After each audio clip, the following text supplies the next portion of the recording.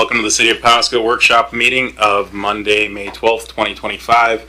At workshop meetings, council does not take formal action on any issues, but we do discuss matters. Agenda packets are available at www.pasco.gov/agenda. For those present, they're on the small table to the right as you enter. This meeting, I'm going to go ahead and say this, and hopefully it's correct tonight with our technical difficulties, is being broadcast on PSC channel 191 on Spectrum Cable in Pasco and Richland. It's streamed on the city's Facebook page, website, YouTube channel, and via Microsoft Teams. This and previous council meeting is available on the city's website, and I do understand we are having some technical difficulties, as I understand. It sounds like the camera's not working, but the audio should be. Live stream is fine, so those on our Teams webinar cannot see you from the camera like normal. So, well, it sounds like someone can see us and some can't, so hopefully we'll be able to interact together. The public may submit their comments via the Ask Pasco app, through the city clerk, and through the city manager's office. With that, Ms. Clerk, if you'll call the roll. Councilmember Barajas, I believe she's remote. She is. Present. Okay. Blaisdell. Here. Grimm. Here. Harpster. Present. Perales. Here. And Milne, I believe he's remote. Are you here? Okay, we'll move on. He did confirm that he was attending remotely, so I don't know if there's delay or such. Okay. Serrano. I am present. All right. We have a quorum. Excellent. With that, if you all please stand with me for the Pledge of Allegiance. I pledge allegiance to the flag of the United States of America and to the republic for which it stands, one nation, under God, indivisible, with liberty and justice for all. Thank you. With that, that's going to move us along to item number 4, which is our verbal reports from council members. I do know Mr. Milne had indicated, I see him present. David, can you hear us or interact with us? Yeah, can you hear me now? Yeah, we got you. You mentioned you had a report. Yeah. So thanks for letting me go first. I did last week. I did attend the park and recreation meeting, and some of the cool things I thought that went on was they talked about planting 71 trees in the last 60 days on a DNR grant, and then the pool dome is scheduled for completion on May 26th. So unfortunately, no Memorial Weekend swim this year, but things are moving along good. And then I had my COPA meeting on Friday, and one of the cool things is there's a delegation of 22 students and teachers coming from the Colima University, and their goal is language immersion, and want to take the first step towards a student exchange between Colima and the city of Pasco. Excellent. Thank you, Mr. Milne. Thank you. And I will note that when I talked with Mr. Milne, he indicated he may not have many more comments, so we can avoid that awkward dance of asking him each time. But certainly, if something pops into his head, he can chime in. Mr. Harpster. Yeah, last week I attended the Capital and Transportation Improvement Plans open house at Giza Stadium, along with Councilmember Blaisdell and several staff members. And at the end, Darrell Lieber gave us a tour of the new improvements that they've been able to make, and just a good experience, another good opportunity for folks to come out and provide input on what they'd like to see. That evening, attended transportation impact fee discussion here in council chambers, just to provide support for staff and take notes, listen to the folks that showed up to provide comment. And then on Saturday, participated in a fundraiser for Kiwanis, a 107-mile bike ride that I did with Benton County Prosecutor Eric Eisinger, and there was probably 200 or 300 cyclists, all torturing themselves by riding over 100 miles to raise money for Kiwanis. Thanks. Thank you. I'm glad that you're taking that laboring oar of riding that much. I don't know I'd survive that. Mr. Grimm. Thank you, Mr. Mayor. Busy week for me also. I attended the Ben Franklin Transit meeting on Thursday, where one of the items we discussed was out at the fairgrounds, just improving the bus stop up there. Ridership continues to gain momentum, taking that free bus to and from the fair. And so just kind of using some transit funds to really improve the connection and the stop there at the fairgrounds.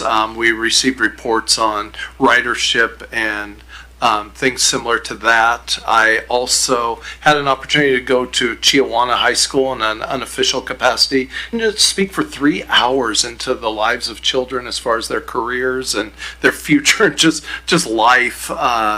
Also today I sent you guys the slide deck from the Pasco Chamber lunch where we heard from a regional labor economist from the Employment Security Department, and I would butcher that name if I tried to say it, but she was a very smart lady and a real data-driven agenda and brief she gave us. But it really, a few of the highlights I took from it was the diverse nature of our economy here in the Tri-Cities has grown beyond just Hanford and agriculture, what it is, and that's just a good sign if, one area of our economy starts to struggle, that hopefully other areas can pick that up. One of the things that's going to continue to hang over our heads is just what happened in this Olympia legislative session and the burden of taxes on businesses and what that's going to do to employment, the economy, and also just on the lower and the middle class with the gas tax and other things that happened. And last but not least, I also in an unofficial capacity, got to participate in an event for kids that made Mother's Day gifts. About 4 or 5 dozen kids making Mother's Day gifts for their moms this past weekend. So that was a lot of fun. Happy Mother's Day to all the moms, by the way. Thank you. Thank you, Mr. Grimm, and yes, happy belated Mother's Day to all the mothers. Grateful for both my mom and my wife. I will note that before I get to you, Ms. Sprouse, that Mr. Grimm, you mentioned the issues that we see out of Olympia. We have actively engaged with the folks up in Olympia advocating for the citizens of Pasco. It's something that my entire duration I've either seen or participated in for the past 8 years, but we intend and will continue to take a full and active role when legislation harms our local residents and constituents. And so I want to be clear about that. There are things that pass, with our opposition or sometimes with our support. But I do want to be clear that we are out there and we do have a lobbyist who is quite engaged in the process and well respected amongst both sides of the aisle. So we will continually be that voice and do our best to keep life here at Pasco as it should be. Mr. Prowse. Thank you, Mayor. I attended the Pasco Farmers Market opening weekend this past weekend. I went and had some empanadas from Boricuas and got some lemonade from Sweet Squeeze Lemonade, and just had a really good time down there. Just kind of walked around. Me and my family went and enjoyed that new parklet, and then enjoyed the rest of the holiday weekend. I took a trip out to Broadmoor and just toured the area. Saw that Tapney and Colbert construction are making great headway on those developments and construction projects out there. Also drove by the Aquatic Center. That's looking great. Noticed that they poured the foundation, or some of the foundation, for the new building. So that area is definitely seeing a lot of development right now. So it was pretty cool to see that out there this weekend. Thank you, Mr. Prowse. Ms. Barajas, do you have anything for us?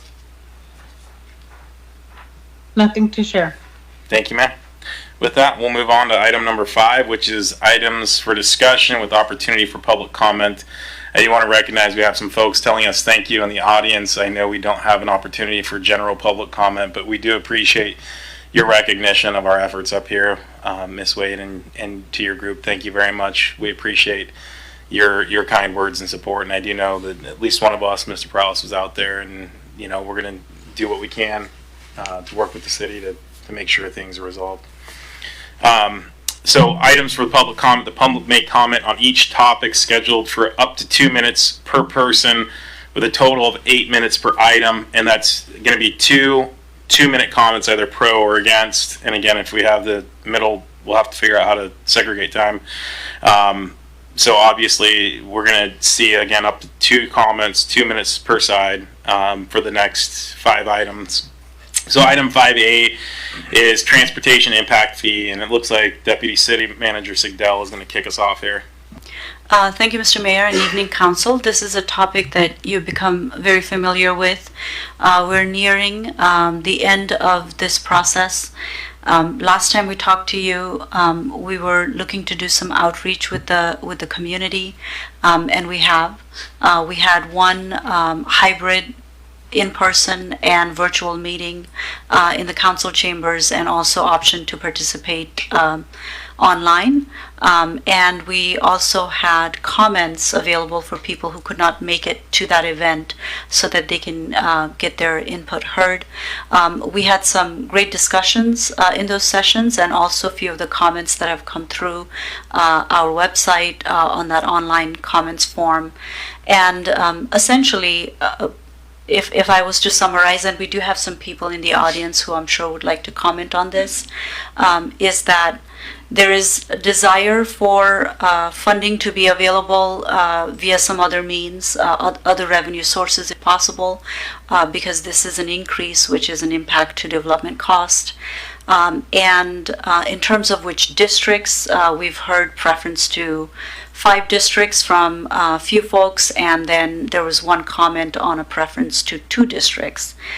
So overall, we feel like we've reached out to significant portion of the community overall, and we greatly appreciate the people who showed up and expressed their opinion to us. There was also interest in understanding where the project list was coming from, and opportunities to maybe add more projects. We did express to the audience that it's a fine line when you add projects, which is your input. The rates come higher, and definitely as a first step after a very long time, our effort at this time is to ensure that we are capturing the most critical projects, not a complete set, but the most critical projects, and maybe a few years down the line we're looking at some additional projects or trying to find some other funding sources.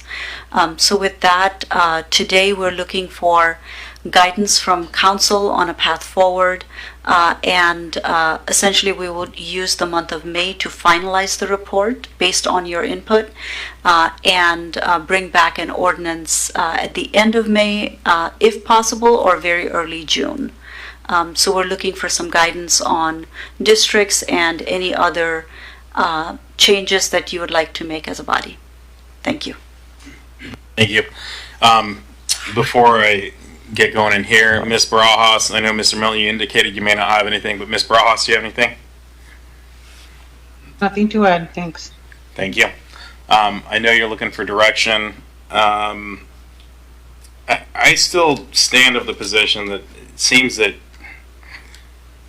the 5 district makes the most sense, but I also see kind of some really disparate costs. So I kind of struggle with that. I realize the intent there is that certain areas don't have the direct impact excuse me, of circulating traffic within the city. Again, the west and the east in particular would likely route through the highways, right off. So I understand that. I guess I'm not particularly passionate about either. Just in my head, the 5 district makes the most sense.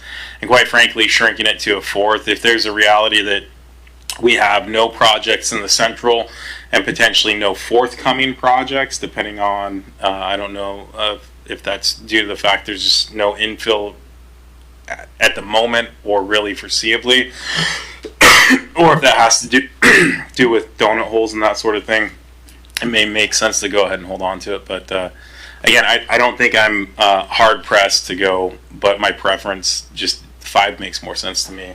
And so that's my take, but I'm not going to hold up a vote for that purpose. Mr. Grimm, I see you next. Thank you, Mr. Mayor. Yeah, I appreciate you jumping out and making a claim on this.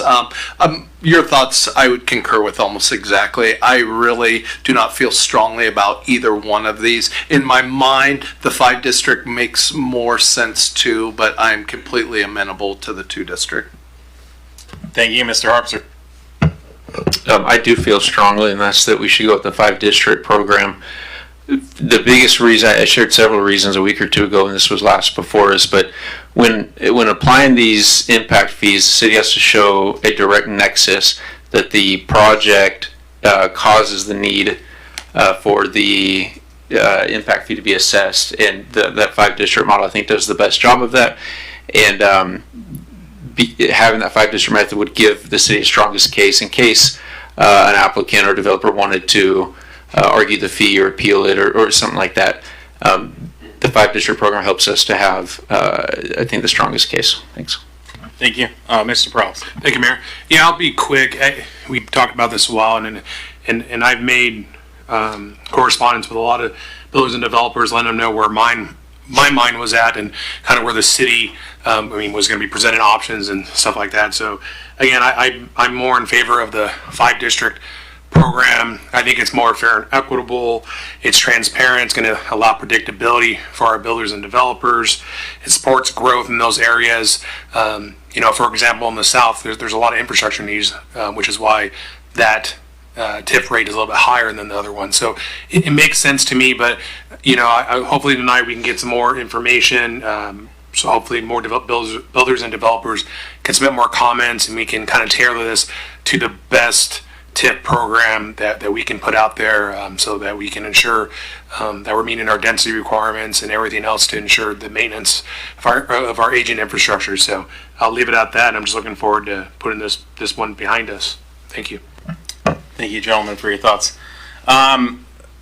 With that, obviously sounds like there's a preference towards the 5-district. We do have an opportunity for public comment. The one thing I would like to note, and I realize that these numbers are each tied to particular costs or dots on the board, if you will.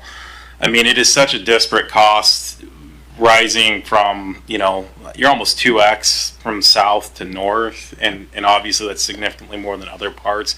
Again, I understand the purpose. I just wonder if there's any way to shave that, or if melding the south and the central into 4-district somehow whittles that down. And again, I understand there's a mathematical formula behind it. My only comment, again, is if there's a way to make it not so much more significant. It is a pretty complex formula, so I would not be able to give you any answer today, unfortunately. But some parts of that, it's not just the project cost, but how much of growth. And so if you have fewer people paying for a project, then that cost per rate also comes up a little bit higher. So I just want to add that. No, I do appreciate that. So it's kind of my parting comment, but we are going to kick it to the public now. Do we have anyone that's here to speak either for or against? If you'll state your name, county of residence, and then kick us off with a roadmap of I'm either for or against this, so that we can really articulate the time. And the time will be kept here to my right, to your left from the mic. So whoever we got.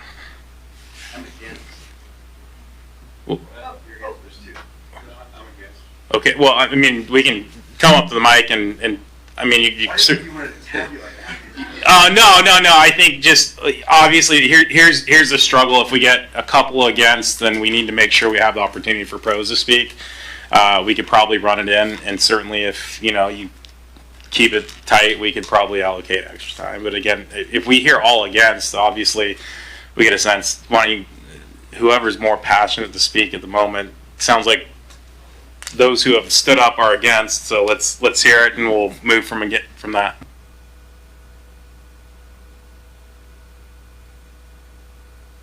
I do. All right. Thank you very much, Mr. Mayor, and thank you, council members. And because I only have 2 minutes, brevity will be my friend, and I will speak like I've had several cups of coffee, which I have not. But that being said, I am really appreciative that you guys are moving forward with this, only from the standpoint of there will never be an impact fee that the Home Builders Association, I'm sorry I didn't disclose that as well, Jeff Losi, Home Builders Association. The office is in Benton County. I currently live in the city of Pasco off of Road 92. So yes, this affects me, and I see Broadmoor every day. It's very good. But that being said, this does need to happen, and the only way it makes sense is to break it down into the 5 zones. And that is helpful from a if something is spent in Broadmoor and you take those fees and spend it down in East Pasco, there's no rationale behind that whatsoever, and that would be one thing that we would definitely not want to see, that it's spent where it's collected. That does mean something. And the other thing that I would say is, I've also heard that that development needs to pay its way. And I think, with the north impact fee at 320%, the west at 97%, the south at 544% increases in what they're accustomed to paying, that these are the reason why this is such a big deal is because we continue to talk about attainable and affordable housing. And right now, only 20% of the residents of Pasco can afford the median price of new construction, which is $569,000. So 80% of the residents of Pasco cannot afford it now. So every time we put another $1,000 on there, there's another 80 more folks that can't afford it.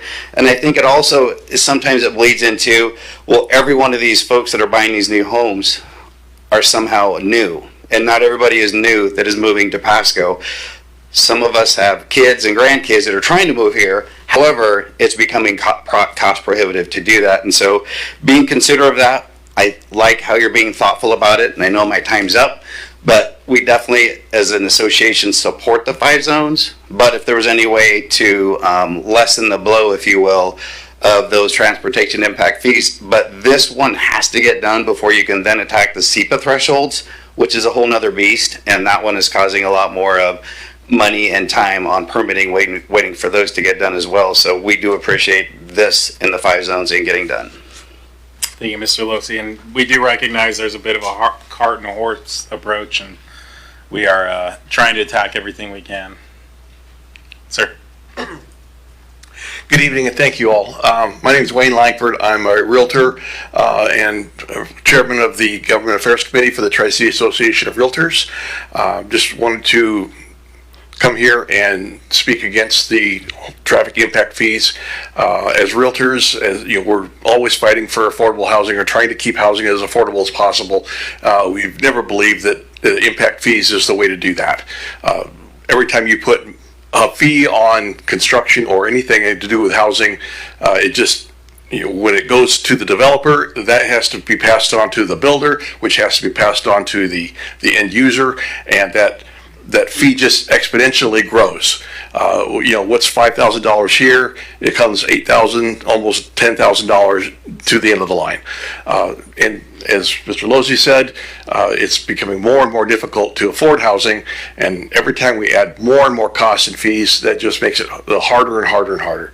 So I know this body was several years ago became the tax collectors for the Pasco School District with their impact fees. We saw construction shut down in the city of Pasco for years until prices leveled out between the other cities. I saw some of your information is that, well, the other cities are putting impact fees on their traffic. We have to do the same. And to me, that's like the kids saying, well, all my friends are doing it. Yeah, and that's really not a good reason. So, and I am not unappreciative of the fact that you guys got a hard job to do balancing the needs of the city with the limited resources and revenue you guys have. Obviously, that's a really tough job, but hopefully we can come up with something that eases the burden to home buyers in the future. We do support, if we're going to do something, probably the 5-zone plan makes more sense than the 2-zone plan. However, we're still against any kind of impact fee that's going to raise the cost of housing. So thank you very much. Thank you, sir. So we've had our 2 against. I know you want to speak. Were you a pro or? Yeah, I am. Let's sit tight. Do we have anyone that's intends to speak for this before? I'm okay allocating an extra couple minutes for you. Anyone that's going to speak for this before seeing none, go ahead.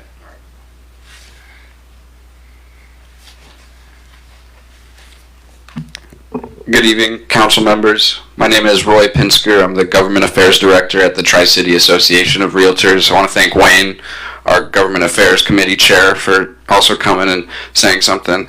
I would just like to say that the Realtor Association is and always will be opposed to any sort of impact fee, seeing it as just an additional tax up front on the developer and a burden on the barrier to future homeowners in terms of housing affordability. My association, we hope to have a more robust report regarding this specific increase closer to the end of the month. As of now, if we are forced to choose, our association leans towards the 5-district plan. Neither is obviously ideal to us, but we understand the financial predicament that rapid growth places the city in. So, thank you. Thank you. Appreciate your comments. Typically, I would go ahead and close. I'll call for any additional public comment. We've heard our reasons to oppose. I don't know that we necessarily need any more there, but do we have any additional public comment on this issue? Going once, going twice, third time. Okay, public comment on item A is closed. Staff, do you have direction from us that you need? We believe so.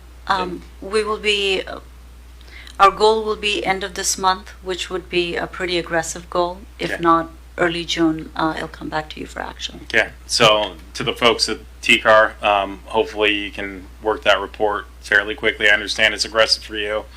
I think, we're trying to balance the needs of significant infrastructure costs against the needs of everybody. Mr. Prowse. Thank you, Mayor. If there's any way, Director Sigdell, if they can look at the TIF rates and if there's any way to adjust them to be maybe a little bit lower, that can maybe perhaps we can still meet our needs. If there's any room, they can look at the numbers, look at the formula again, and maybe even entertain that South Central together, kind of like what the mayor was saying. I wouldn't mind seeing that, and then maybe get the feedback from the development community. That'd be my only 2 cents.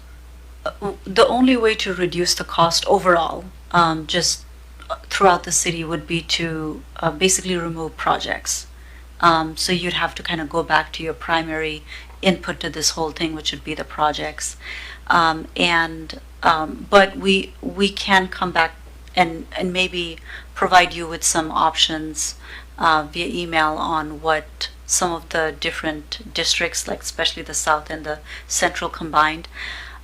If memory serves me right, it's not a significant difference, as in it kind of does a little bit of a peanut butter spreading, but still is significantly different than the other districts.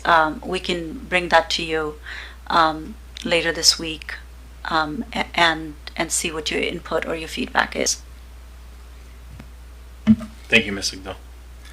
With that, we'll move along to item B, which is our presentation for the Pasco Resource Navigator Program.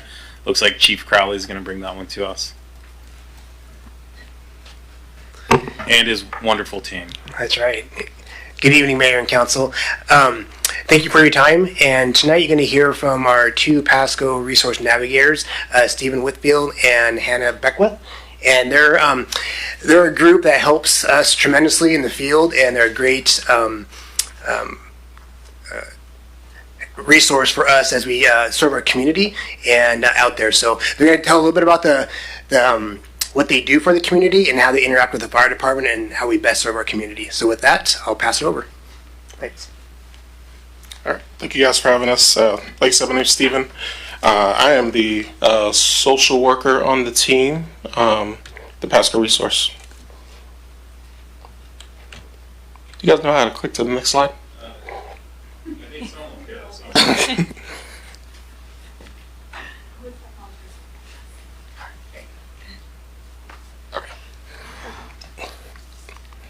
All right, so like I said, I'm the social worker with the team. Hannah here, she's a community health worker. And so we make up the biggest part of our team. We also have a mental health provider that we work with who's available part-time for patients who have mental health needs with psychiatric needs. So some of the main goals of our program, the issues that the fire department, particularly with EMS faces, is they have a lot of unnecessary repeated contacts with patients, and so the goal with our program is to reduce the number of unnecessary emergency room visits, addressing those patients who do have repeated contacts with the fire department. And, we want to help patients obtain their appropriate care, address any barriers that they're facing, and ultimately help them navigate the resources that are available here in the community. With EMS, their main option when they make contact with the patient is, do they go to the emergency room or not? They're looking to address that immediate medical need. We have more time to kind of identify what those needs are the patients are facing and figure out the resources and services that can help them address those needs. And one thing that's really big with our program is that with the patients we come in contact, there's no timeline for the time that we can spend with them as far as, they can only work with us for a month or anything like that. We have patients that we work with very briefly, and then we have patients that we've worked with long term as well, just depending on their continued contacts with the fire department. Right. So a lot of the population that we work with includes like homeless, people struggling with mental health, substance use. We work a lot with the elderly, with the youth. We work with low income, but along with low income, we also see people of all economic backgrounds. And like Stephen said, our main focus is those frequent callers of the EMS system. And then a lot of those are also just people that are uninformed of what's available out there. So for them, 911 is quick and easy, get some services right away. Within those groups that we serve, we see a lot of people that are dealing with, their mobility issues in the home, people dealing with chronic pain, just not knowing what to do with that. People are just isolated in their homes, suicidal ideation, those overdoses, and a lot of families that call into 911 just because they don't know where else to turn to. And so within the way that we typically get the referrals is mainly within the fire department.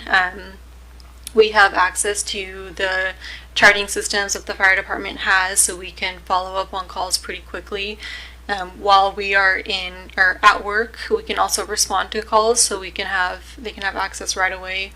If we are not there, we are able to follow up pretty quickly within the next day, or if it's over the weekend, that following Monday.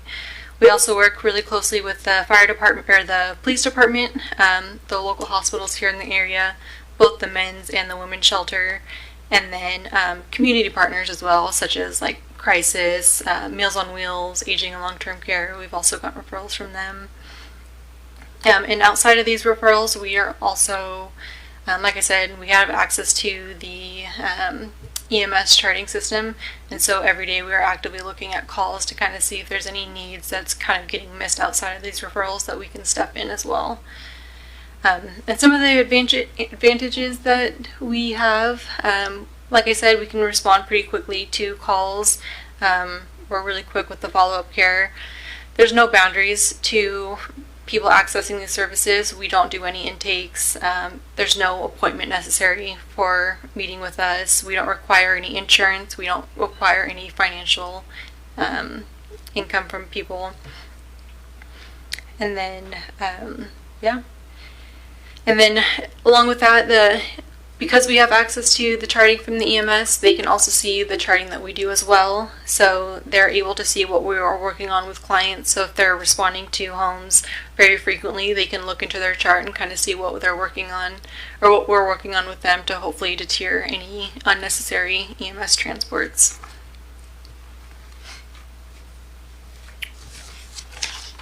Yeah, so as you can see here, most of the most common problems that people are facing that we work with, it's really a wide range of issues that we help people with. Some of the most prominent things are housing, people who are experiencing, either issues with their mental health instability or crisis, substance use. But, we also help people meet just those everyday needs related to food insecurity or safety in the home.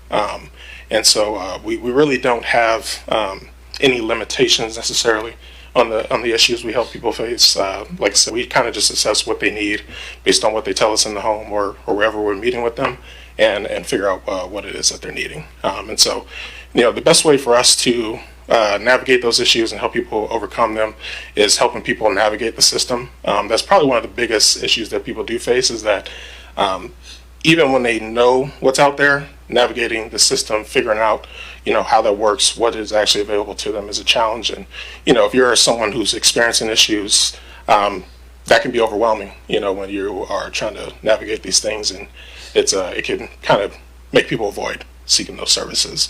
And so we really, that's one of our biggest goals, is just simplifying the process for people, really helping them understand what's available, what to expect when they access those services, and ultimately just getting them connected. Frequently what people experience is, maybe you go to an appointment, or maybe you're at the emergency room and they tell someone, here's a list of resources, go follow up on this, but they're not sure, whether they're actually eligible, what that process is going to look like. And so we kind of take a little bit of that legwork off for them and help them handle that. But for us, as far as when we meet people, we see people in the homes, we see them in the street, in the hospital, we try to meet people wherever they're at.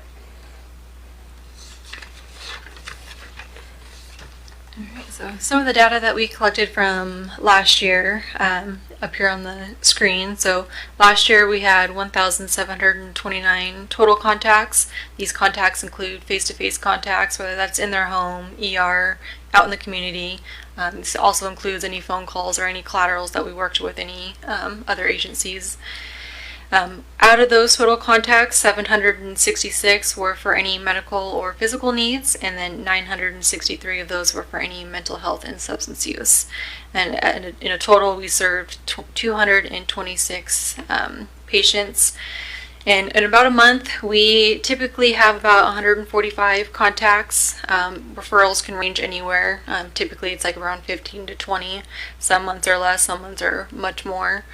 And then average monthly open cases that we have between the two of us are about 25 to 40. Yeah. And some of the things that we've really been successful for in the past year is just really helping people get engaged in outpatient services, or helping people get inpatient treatment, whether that's for their mental health or substance use. We've helped people obtain housing, or helping people get into safer housing options, especially for our elderly population.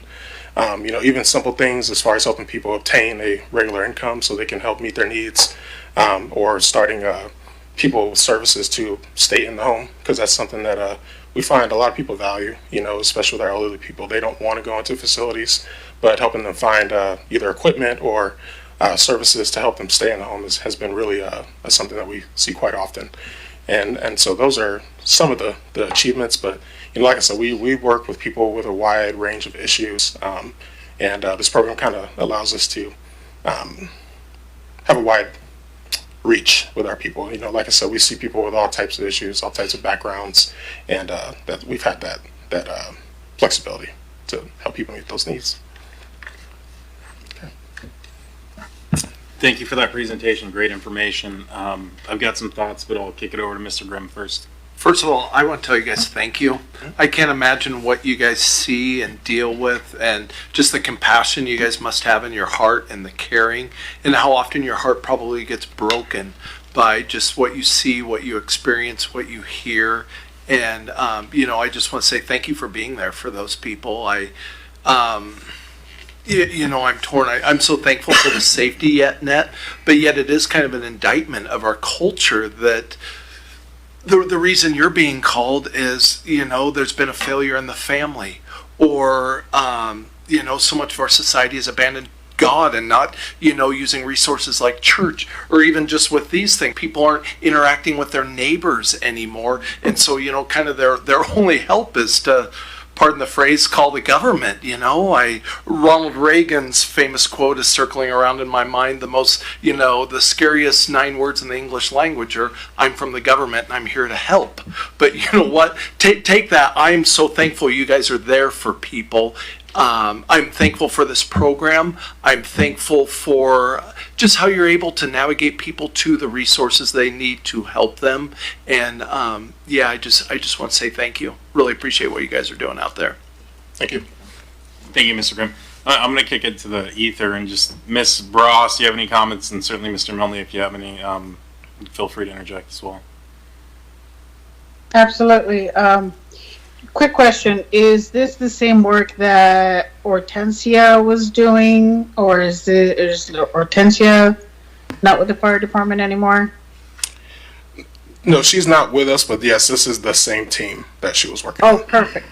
Perfect. A comment then. I'm glad the services continue.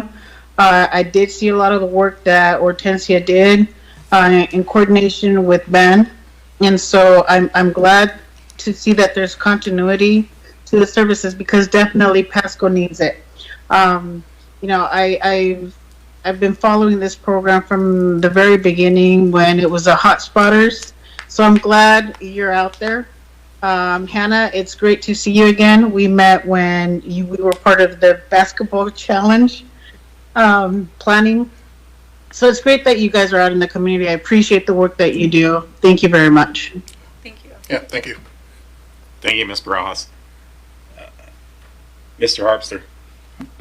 I'll just echo the sentiments that Mr. Grimm and Ms. Barajas shared, and really sincerely appreciate the work that you guys do.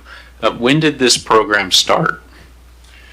It kind of originally took shape, I'd say, right 2019, I think, is when.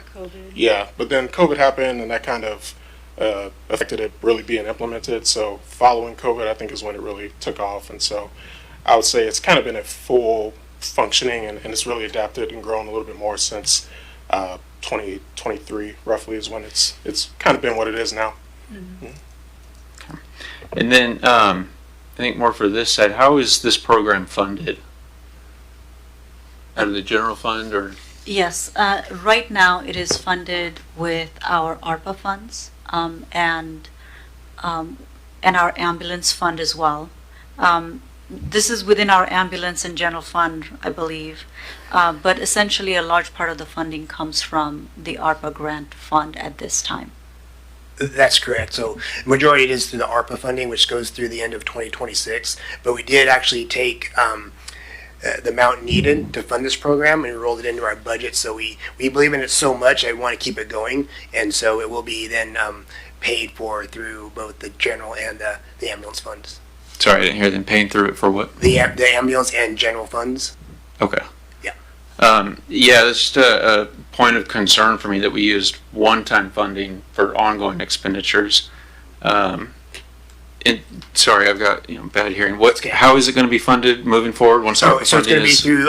It's going to be split. We're funded both through the general fund and the ambulance fund. Okay. And so both through those two funds. Okay. Thanks. Thank you. I'm going to continue on this line, and then I'm going to slide to you. This was one of the concerns I had 3 years ago when we enacted this, was that this was going to be a program that wasn't a one and done. I'm grateful that you have the foresight of splitting it between future or the general fund and ambulance funds. It is a program that's absolutely needed. You just gave us the data, but seeing you here on a Monday night, the passion in your voices are clear about why you are absolutely needed in our community. You took everything out of my mouth that I was going to say, because I recall putting this in through ARPA funds thinking, holy crap, if this is successful, we got to figure out what we're going to do. Again, I'm grateful that you all have the foresight to slide it in through the ambulance and general funds as an ongoing program. The need has solely increased over that time. And so, again, thank you for the work you're doing. I know it probably feels thankless, but hopefully at least a little bit of kudos on a Monday night will keep you rolling, as well as the successes you have. But certainly if we need to, if there are budgetary issues, please let us know. The data is great, but making sure that we have you funded is probably more important, no offense. When you hear a success, want to make sure that you're sustained. Mr. Prowse. Thank you, Mayor. Yeah, those were a couple questions that I wanted to ask. The follow-up would be, who in the department looks for more grants and more funding to perhaps expand the program? And so a lot of that comes from either myself or our Deputy Chief of Support Services, so Chris Mortensen.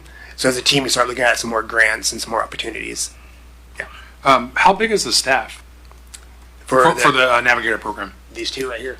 Yeah. Oh, okay. Because in the day, it made it seem like a mental health professional, and like I'm like, oh, so it sounds like there's like 5, maybe 6 people. So there's only 2 people. Yeah, it's just the two of us, and then we also have a mental health provider that is available to us on a part-time basis. Oh, okay. Yeah. Okay, so that's part time. Yeah. Okay. Where'd you guys go to college at? I went to WSU for my undergrad, and then Eastern for my master's in social work. And then I graduated from CBC. Oh, okay. Appreciate it. Thank you. Thank you. Well, and it's great to see community retreads. No, that's not an offensive term. That's that you're wanting to stay in Eastern Washington and give back to your community. So we appreciate your passion for the work. I know this was an informative presentation. Was there any particular ask or need, Chief or whoever? Sorry to put you on we the just wanted to spot. give I some know that- information. Yeah, no, Okay. no needs right now. We just do appreciate your support, and that this would talk about the funding. So that's going to be something we're always going to be looking at. But we do believe in this program. This is a huge contribution to our community and the fire department. So we just want to give some information on what we do. Excellent. Well, thank you all. Thank you again for the passion. Thank you for serving our community. And, just keep us posted. Certainly, if you need our assistance on any grants, any of those types of things, let us know. It's a program that I've heard a lot of success, not just tonight. So thank you. Thank you. I guess, do we have any public comments on this one? Going once, going twice, third time? With no public comments, that'll move us along to item C, the General Fund Monthly Report for February 2025. And Interim Director Garcia, it looks like it's kicking to you.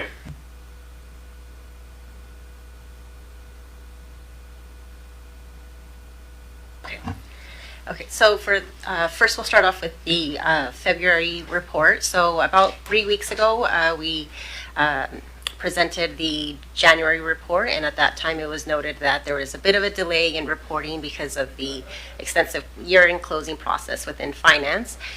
So right now we're in the catch-up phase of reporting, and so we are going over February's report. And just as a reminder, for general fund, one of the major revenue sources is taxes. And for this reporting period, taxes made up 84% of the revenue. And taxes just in general have a bit of a lag built in.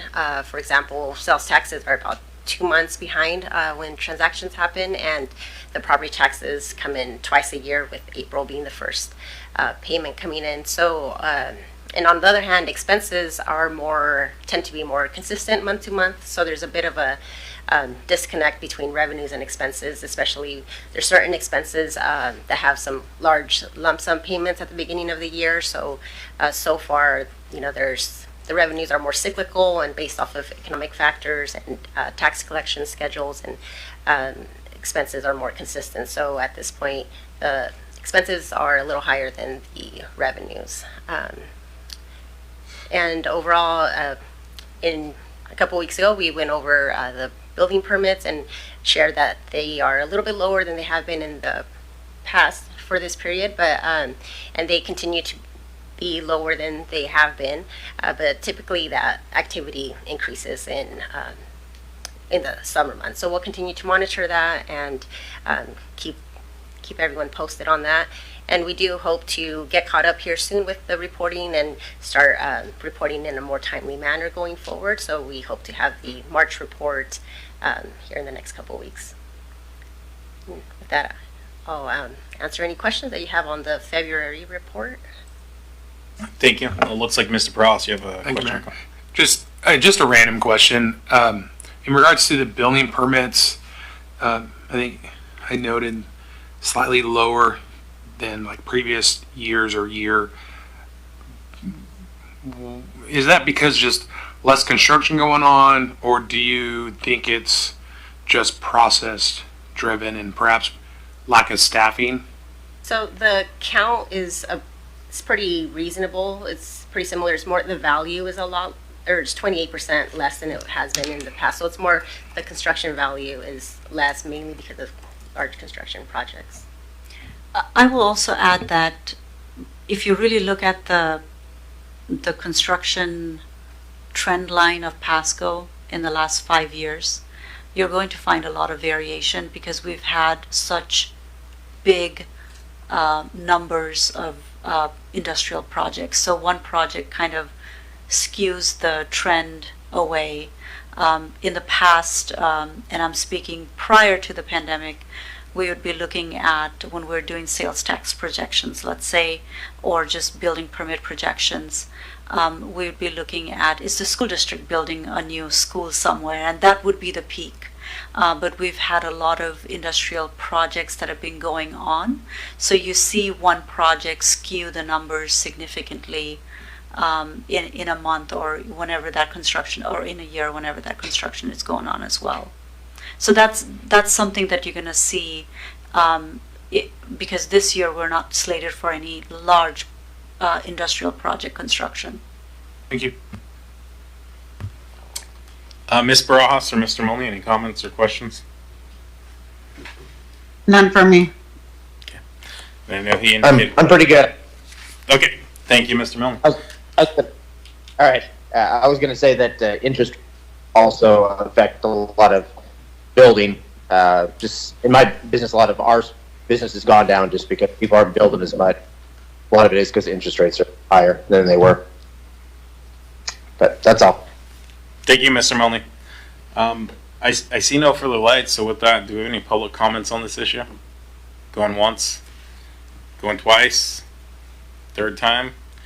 Okay, with no public comment on that issue, we're going to move along to item D, financial reports year-to-date through first quarter, and we're going to stick with Ms. Garcia. If you don't mind sliding your mic a little bit closer to you, that'd be a little bit helpful, I think. Okay, yes. So this is the first quarter report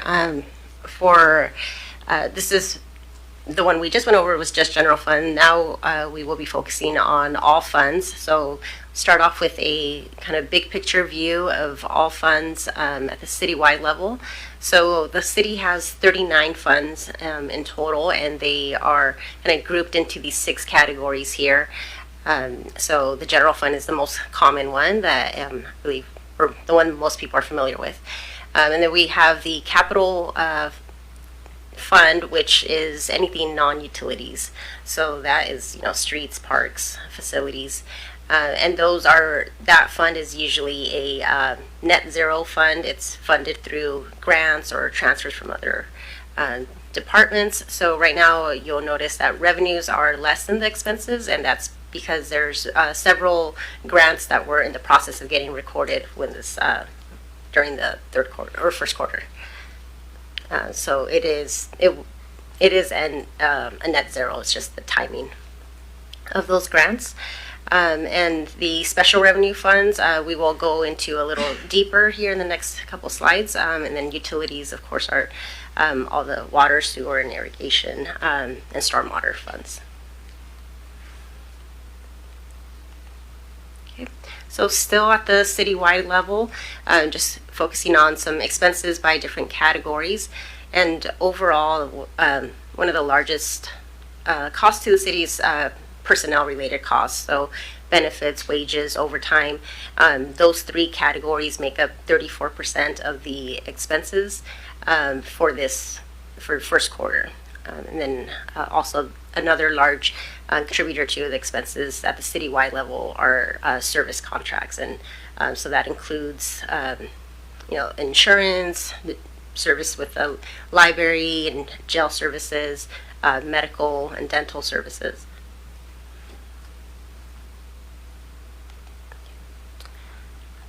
Okay, so just a different view of those same major expense drivers. So for overtime, it's just kind of laid out by the different functions that are contributing to those overtime costs.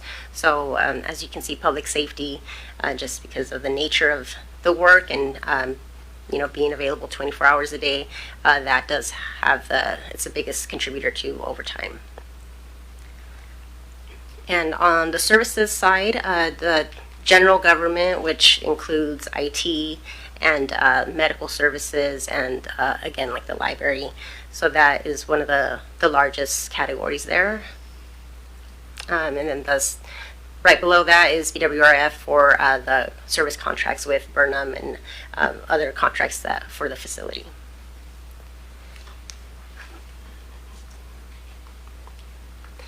Okay, on the revenue side, still at the citywide level, the biggest contributor is the charges for services. So that's all the just all the services that we provide. So the medical and dental for internal service funds, recreation programs, and those types of services, and utilities, of course, for water, sewer.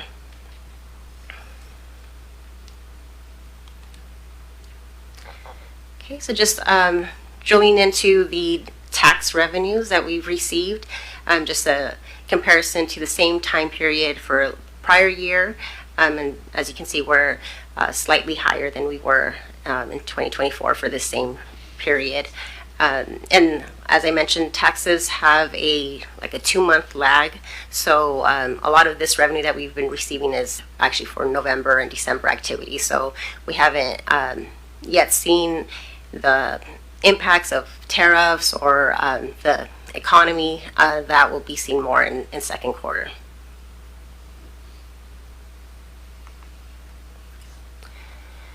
Okay, so again, building permit activity for first quarter 2025 and first quarter 2024 to show the comparisons of both. And as I mentioned earlier, the count is pretty comparable. It's just more the values are significantly lower this time around, mainly because of there not being large construction projects as there has been in the past.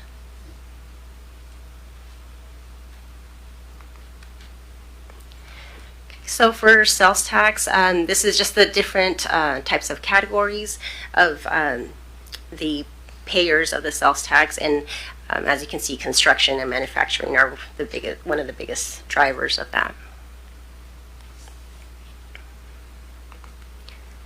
Okay.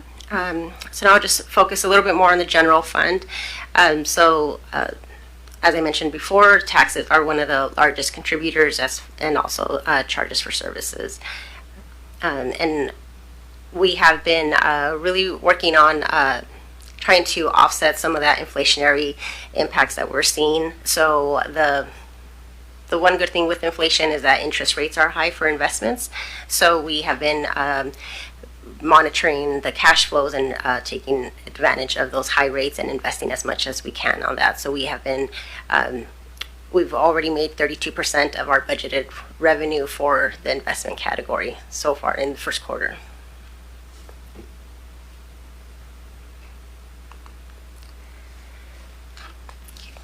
Okay, and for expenses for general fund, I just want to point out the transfers out that we're seeing for capital related are all bond funded from bonds that we received in the prior years. So it's not based off of revenue that's coming in.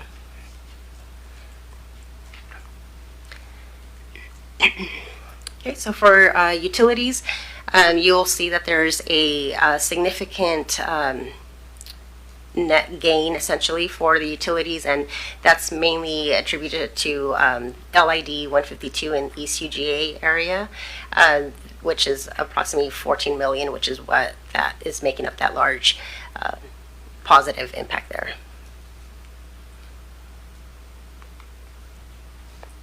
Okay, so just a few of the key special revenue funds. The street fund does have a expenses exceeded revenues, and the street fund is one that is mainly funded through taxes, so that 2-month lag is impacting that. And also one of the other major revenue sources is a pavement preservation program that typically occurs in the summer. So again, the revenues have it's just a timing. And for ambulance, same, the expenses exceeded revenues, and on that, the main contributor is there was some changes with our third-party biller, and there was some delays in the funds coming in during first quarter, but that's now been resolved, so it should kind of even out throughout the rest of the year.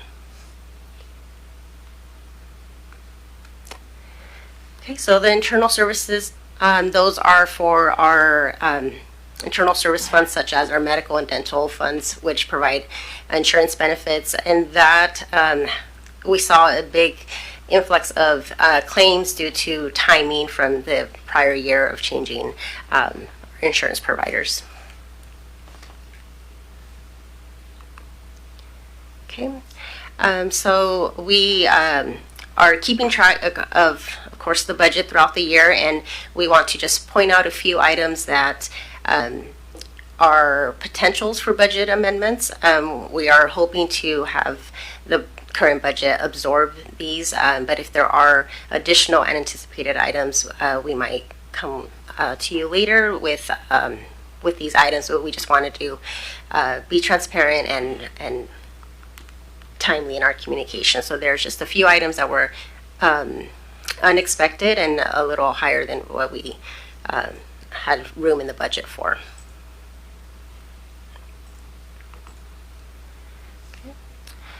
So overall, we are, kind of recapping, but the impacts of the economy and the tariffs and those have not been seen yet, and we are actively monitoring that, and we'll share some more information as soon as we have that available. But the other item, it's kind of on that same page, is with the uncertainty with federal funds. Historically, the city has been very successful in obtaining grants, and the average amount of federal grants that the city receives is about 24 million. So there's, we're keeping an eye on that and exploring other funding options.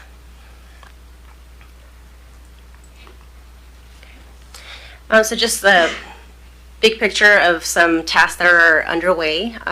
We are working on updating the utility rates, and also for the ambulance, looking at updating those rates, and working collaboratively with Public Works and Parks and Rec Department to also update the CIP plan. And the development services rates are underway on getting those updated as well.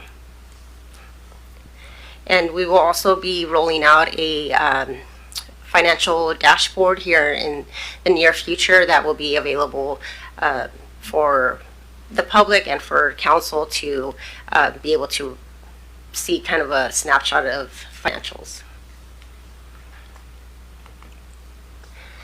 Okay, and this is more within the finance department, but the finance department has really been working on embracing the lean principles and looking into different opportunities for efficiency. So there's several projects within the department that that we are working on and hope to establish most of them by the end of the year. So some of these services are with partnership with our bank, and some of them are with no hard cost to the city. Okay. And we have some more, so utility billing is working on in accounts payable and within the accounting department as a whole, just a variety of different efficiencies that we are seeking and streamlining processes. And I'm happy to elaborate on any if there's any questions. Thank you.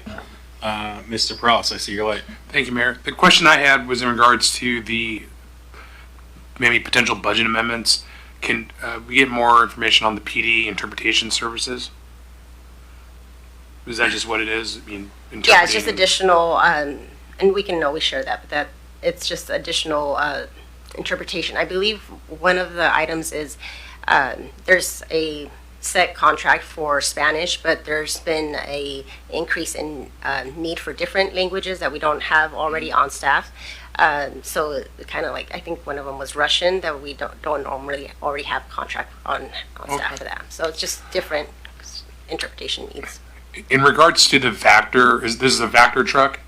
Yes. And I'm sorry if you don't know any of some of this stuff. You probably just got told might be a budget amendment. Have we ever looked into just outsourcing that and just perhaps having a contractor? As I know many companies who have their own Vector trucks. Would it be more cost effective to do that, or is it just more cost effective to have our own? I'm not sure, but I do not believe that we've done that analysis, but we can definitely look into that and see what that looks like Okay. and come back to you. Yeah, I was just asking, we don't have to have like a full report on it, but just, maybe look into it. And the grit classifier, is that at the wastewater treatment plant? Okay. And so that just gave out? Yeah, it was unexpected and it just went out. So, and those parts are just expensive. For like the wastewater treatment plant, do we not put money aside for unexpected failures in equipment? During this budget, we were pretty mindful about, and I don't know if you remember, but Director Sarah did mention that the budget is really, really lean. Okay. And so there are times when we are budgeting for additional parts, but we did not want, we were really starting from that baseline budget, and that is what we passed in this biennium. And so anything above, we would struggle. Now, that's not to say that we would not be looking for any other way to find some budget savings so that we don't have to come to you for a budget amendment. But at this time, we want to communicate as we go on what some of those amendments might be. Thank you. Thank you, Mr. Perales. Mr. Grimm? Thank you, Mr. Mayor. Thank you for the presentation. Ms. Garcia, just one question on the side of accounts payable. Just circling back to a previous conversation we were having with the rising credit card costs. And I know that's a big burden to the city.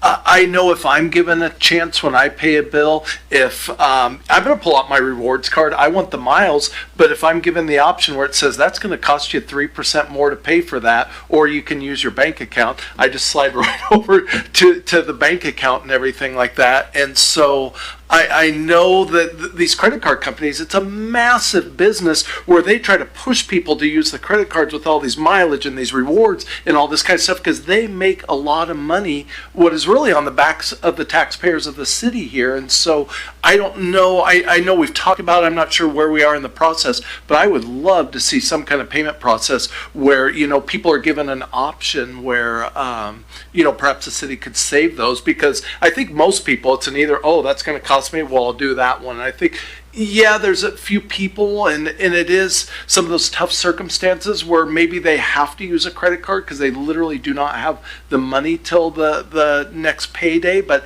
I think that's few and far between, just between those people and people just wanting the mileage and the rebates. And again, I don't think that we should allow credit card companies to have those on the backs of Pasco taxpayers.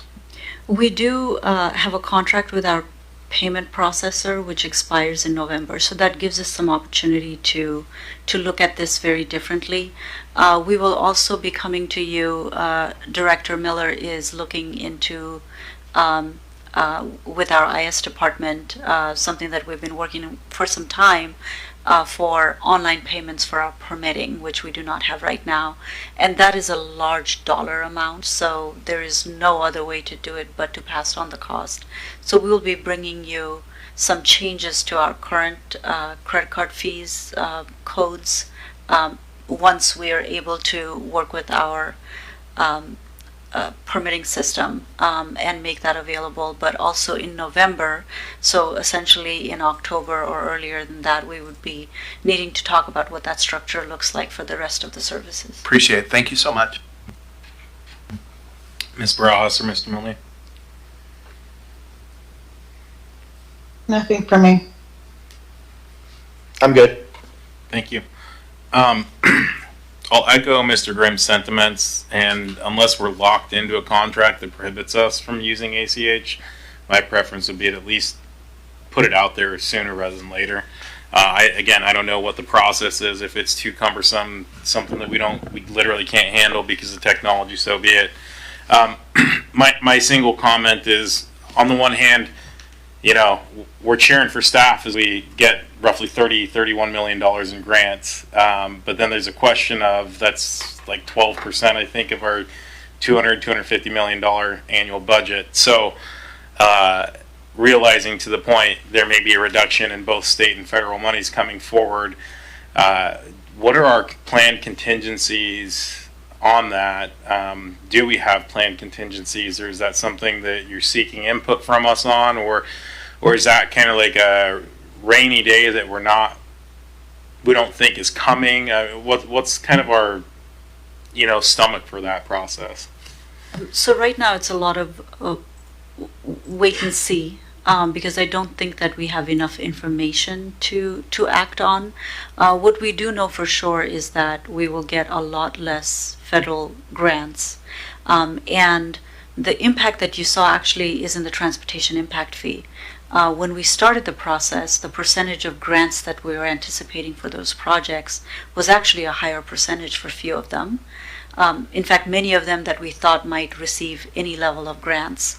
As the months went by, we realized that that percentage is kind of based on prior experiences and maybe not the next decade experience. So we reduced that down a little bit, which is again an impact. Overall, we're waiting and have been waiting for moving the projects forward for federal grants that have been received. What we do anticipate is, especially for utility projects, transportation projects, that we've been getting a lot of grants. We've gotten,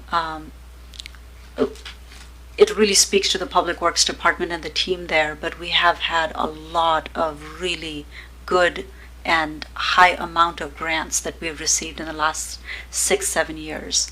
And so as the money gets tighter, then our ability to get those grants gets less. And so that's a challenge that we're going to have to work with, and that essentially means that we're going to have to look for internal funding. So that is a challenge that we're going to be wrestling with for the next 10 years, I would say. But we do have good reserves and an ability to kind of preserve and not be crashing in the middle. Okay, I appreciate that, and I just suggest that as we walk through that process, council needs to be aware of where we may struggle or where we may not see funding, especially if it's look, it's one thing if it's a small project, it's a piecemeal. It's another if it's a critical infrastructure project that we need to move now and need to find the dollars. Please keep us abreast of that sooner rather than later, so that we can, work with you all to adjust whatever we need to on the fly.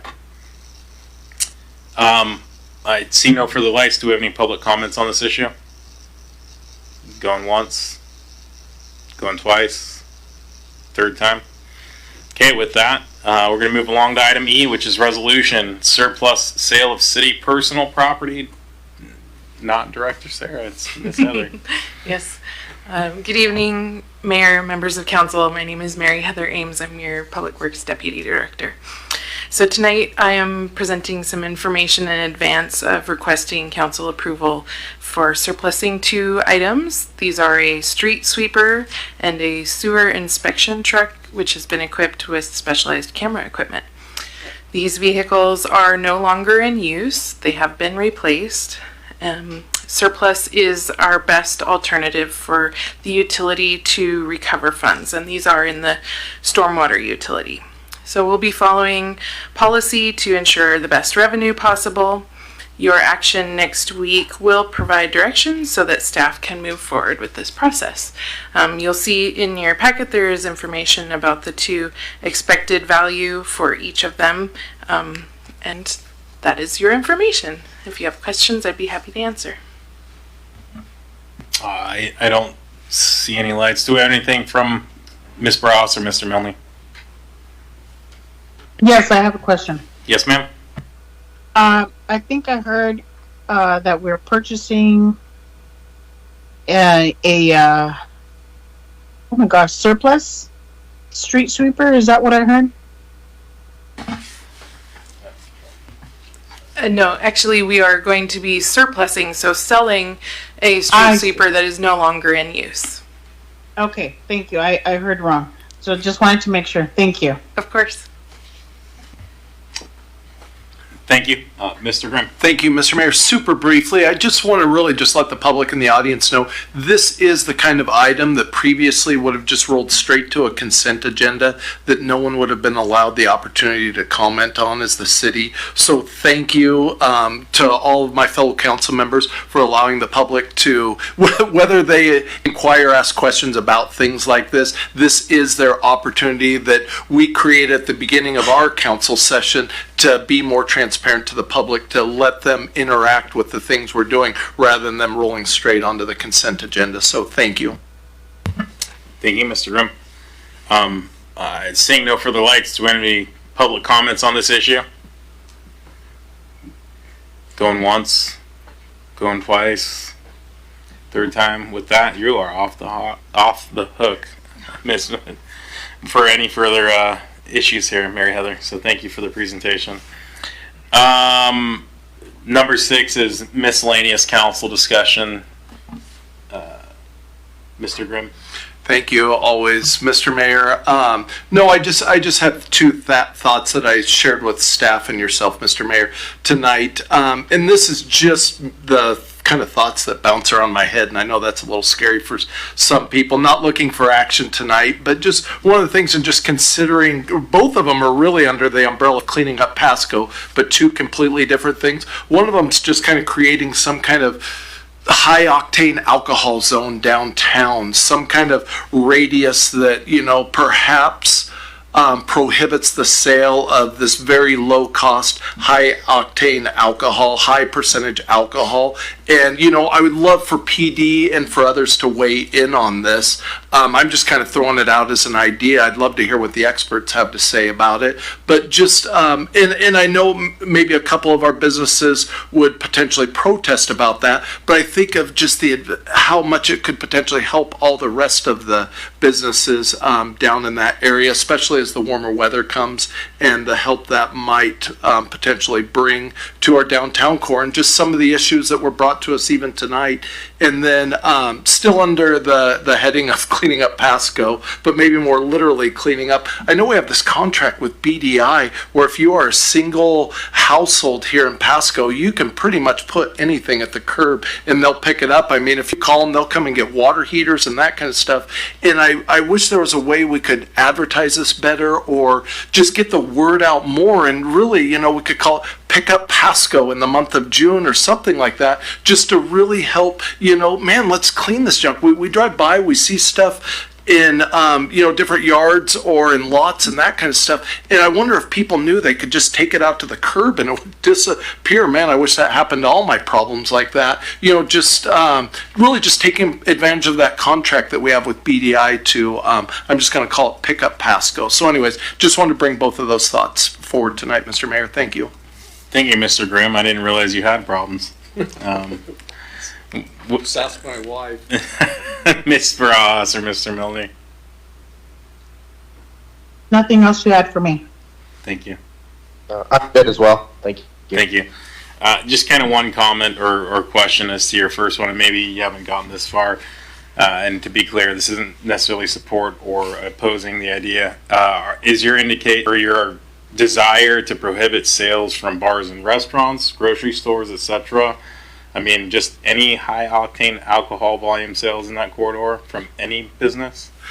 No, typically where the municipalities where I've seen this success, no, it's not bars and restaurants, because people aren't walking around with those. Right. Typically, it's just like the single 25 ounce that somebody can just grab, put in a bag, and go. Yes, and they're typically the lowest cost, highest percentage alcohol, and so it would be really kind of specialized in, you know, in that area. And again, if that's what the businesses want, if that's going to be another tool in PD and fire departments, you know, toolbox to use. So got it. Okay, just trying to understand. Do we have anything from staff on miscellaneous? Yes, Mayor. We just want to let you know that we have kicked off the farmers market this Saturday, so it'll continue every Saturday through October till Fiery Foods.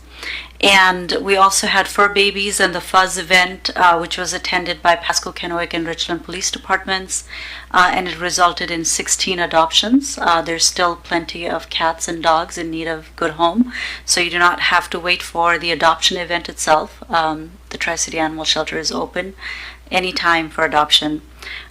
We also want to share the good news that we received $3.8 million for design and right-of-way work from Federal Highway Administration's Surface Transportation Block Grant Program for Road 76 overpass. So, yes, I knew you were going to be excited about this, and so are we. So this is much needed funding to get started on that big project and a very important project for the city. There will be a big check award ceremony that will be on June 5th from 1:30 to 2:30 at the Richland Public Library. We'll make sure to include that in your calendars. And I also want to give kudos to our CDBG administrator, Kristen Webb. She manages all of the HUD grants for us, and as somebody with finance background, I would never want to administer that program because the requirements are a mile long and very hard to keep up with. And we had a very clean audit, which is rare for most jurisdictions. So I want to share that good news as well. Thank you. I'm glad to hear that we had 16 fuzz adopted. Hopefully the fur babies find a home. Right, Deputy Chief? Yeah. With that, we're going to move along to item, I believe, 8. My understanding is item 7, closed session, is no longer happening tonight, correct? That is correct. Okay. Then we'll move along to item 8, which is the executive session to consider site selection or acquisition of real estate purchase or lease if likelihood the disclosure would increase price under Revised Code of Washington 42.30.110 subsection 1. Letter B, that's listed for 5 minutes. I believe city manager, deputy city manager, and legal counsel will be joining us remotely, correct? That is correct. Is 5 going to be plenty? Yes. Okay. Typically I'd ask for a break, but with only 5 more minutes and then adjournment, we're going to go ahead and roll out. So it's 8:28. I'll call it 8:20. I'll call it 8:29, so we'll be back at 8:34. Thank you.